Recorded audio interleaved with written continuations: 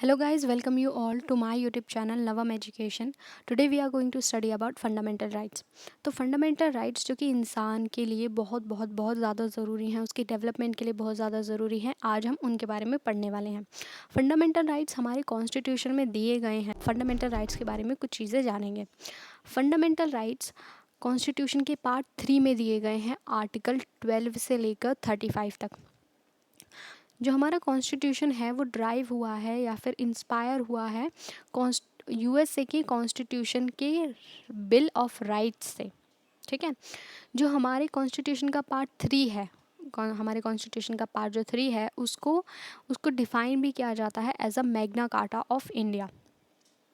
जो हमारे fundamental rights हैं, हमारे कॉन्स्टिट्यूशन में दिए गए हैं, वो as compare to other countries वो ज़्यादा अच्छे से एलेबोरेट करके बताए गए हैं, ज़्यादा अच्छे से एक्सप्लेन करके बताए गए हैं as compare to other countries.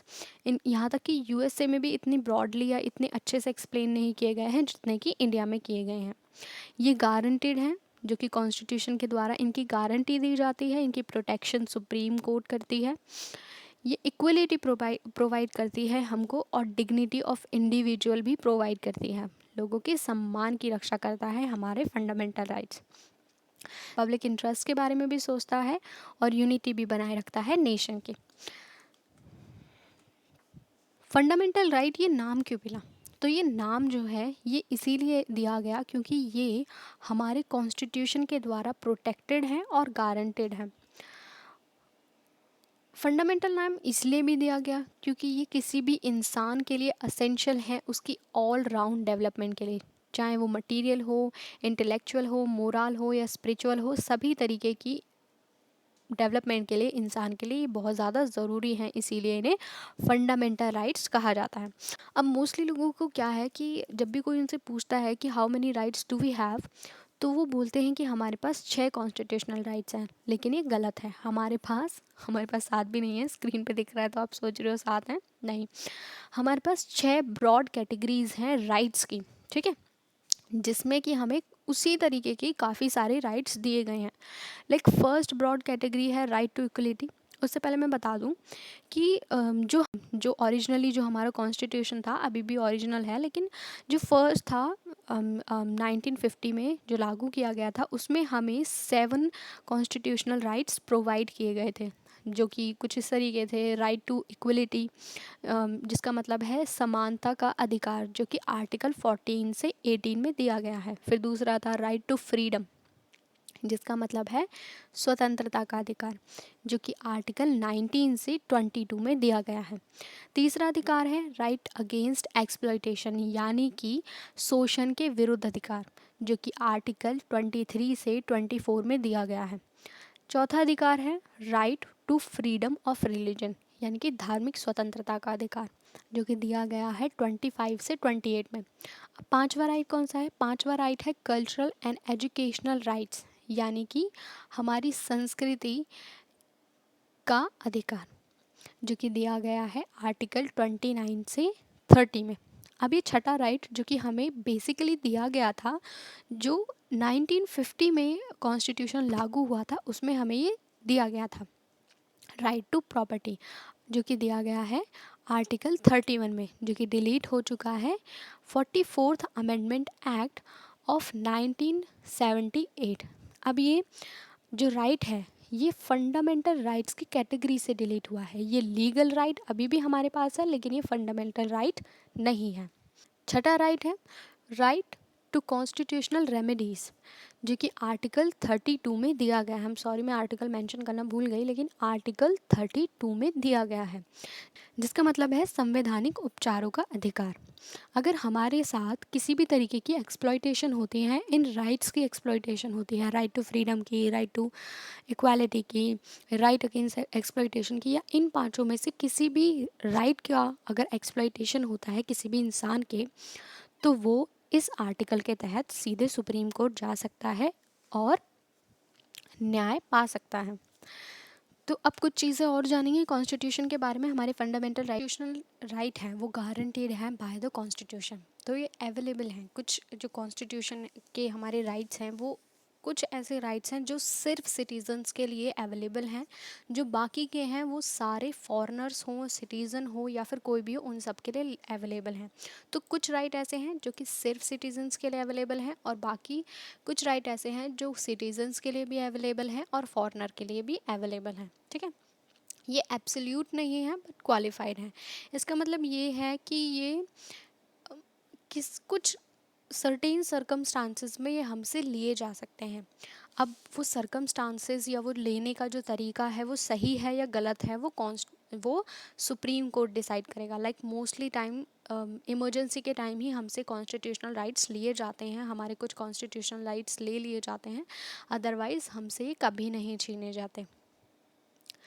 अब इसमें कुछ negative has limitations, positive has certain privileges. अब क्या है, कुछ राइट्स ऐसे हैं जो थोड़े से नेगेटिव हैं, उस पर लिमिटेशंस लगाई गई हैं।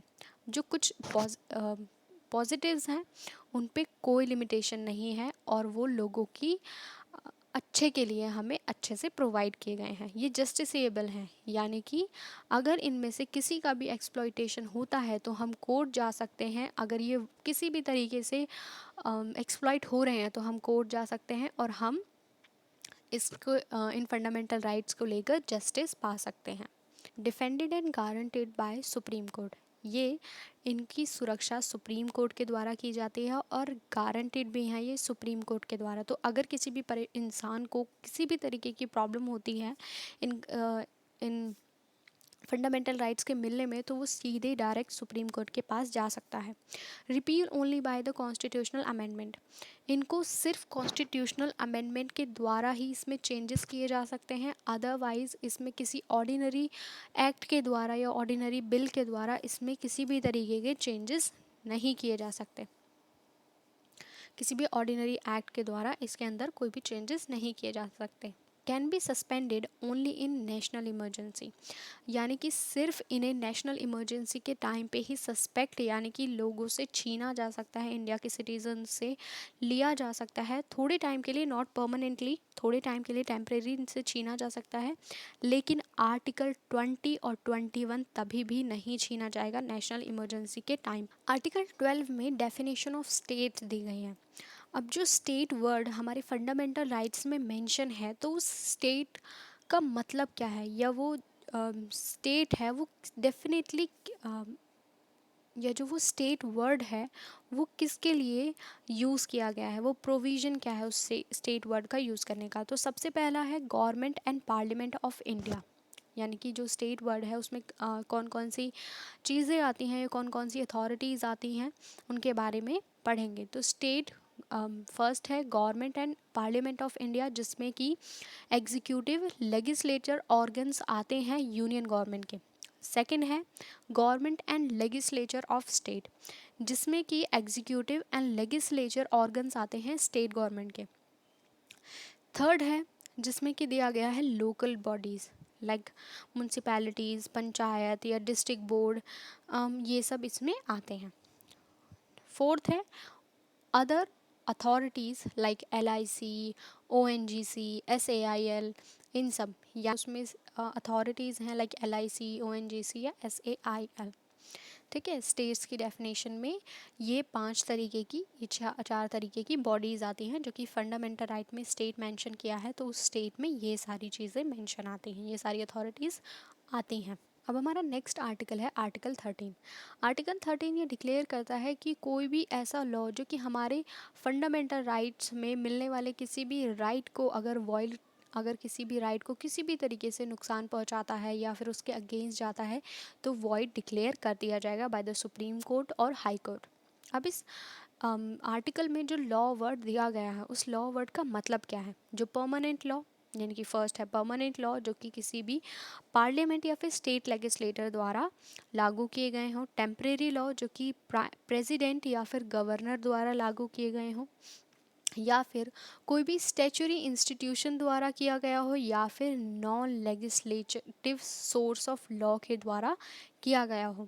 अगर ऐसा कुछ लॉ या फिर ऐसा कुछ कानून लाया जाता है जो कि फंडामेंटल राइट्स को किसी भी तरीके से एक्सप्लॉइट करता है, तो वो वॉइड डिक्लेयर कर दिया जाएगा। आर्टिकल 14 ये कहता है कि जितने भी लोग हैं इंडिया के जितने भी सिटीजन्स हैं वो सारे इक्वल हैं लॉ के सामने, और उन सबको इक्वल प्रोटेक्शन दी जाएगी इंडिया की टेरिटरी के अंदर। अब इसमें दो टर्म दी गई हैं, like first is equality before law और सेकंड है इक्वल प्रोटेक्शन ऑफ लॉ। तो जो कॉन्सेप्ट है इक्वलिटी बिफोर लॉ का, ये कॉन्सेप्ट लाया, ये है ब्रिटिश ओरिजिन कॉन्सेप्ट। जो दूसरा कॉन्सेप्ट है जो कि है इक्वल प्रोटेक्शन ऑफ लॉ, ये है अमेरिकन कॉन्स्टिट्यूशन से लिया गया है। फर्स्ट कॉन्सेप्ट जो कि है इक्वलिटी बिफोर लॉ, या जो कि ब्रिटिश ओरिजिन का है, वो कहता है कि किसी भी इंसान को कोई स्पेशल प्रिविलेज नहीं दी जाएगी। सभी लोग कानून के सामने एक बराबर होंगे। कोई भी इंसान, चाहे वो अमीर हो, चाहे वो गरीब हो, चाहे वो हाई हो, चाहे वो लो हो, चाहे वो ऑफिशियल हो, नॉन ऑफिशियल हो, कोई भी लॉ के ऊपर। दूसरा कॉन्सेप्ट है इक्वल प्रोटेक्शन ऑफ लॉ, जो कि अमेरिकन कॉन्स्टिट्यूशन से लिया गया है। इसमें कहा गया है कि किसी भी इंसान के साथ इक्वल ट्रीटमेंट होगा इक्वल सर्कमस्टांसेस में। सेम एप्लीकेशन या सेम चीज़ें लोगों पे लगाई जाएंगी जब दो लोग या जो भी हैं, कोई भी इंसान सेम सिचुएशन में है, दोनों को एक ही तरीके से ट्रीट किया जाएगा। उनमें से किसी के साथ भी किसी तरीके का डिस्क्रिमिनेशन नहीं किया जाएगा। Please like, share and subscribe to my channel. Good bye. हमारा